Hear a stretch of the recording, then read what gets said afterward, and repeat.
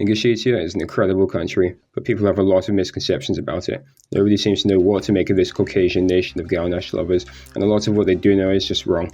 But for some reason, I've barely seen any videos talking about it, so I thought I'd have a crack at explaining what I think of the 5 cultural regions of Ingushetia.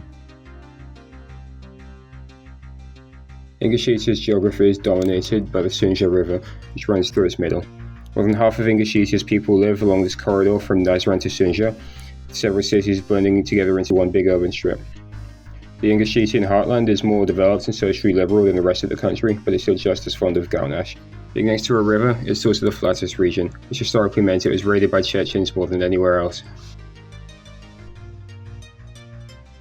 Magas is the political center of Ingushetia. Magas was built in the 1990s to be a neutrally located capital.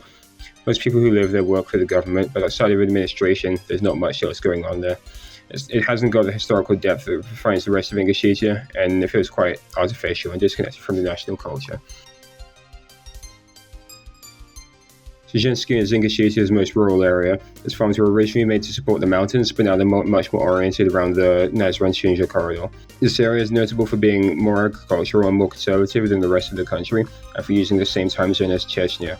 It's also very religious, and prides itself on being a stronghold of Ingushetia's Sufi Islamic culture. Jairak is the historical heart of Ingushetia, and although very few people live here today, chances are that any English stereotype you can think of originates from Jairak. The region is very mountainous, and its distinctive Vainach towers helped putting Ingushetia on the map.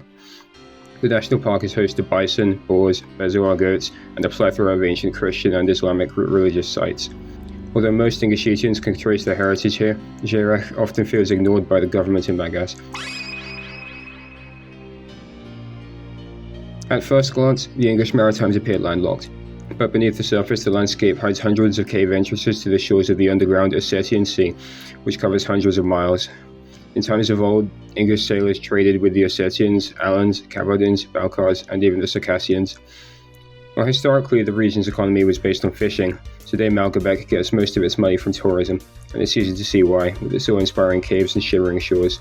Ossetian seawater is also said to have regenerative properties, which explains Ingushetia's 83.6-year life expectancy. And that brings us to the end. Despite all the differences, these regions are all part of the same Sunni republic the size of Somerset. Before you go, make sure to subscribe, and don't forget to tell me in the comments what I got wrong.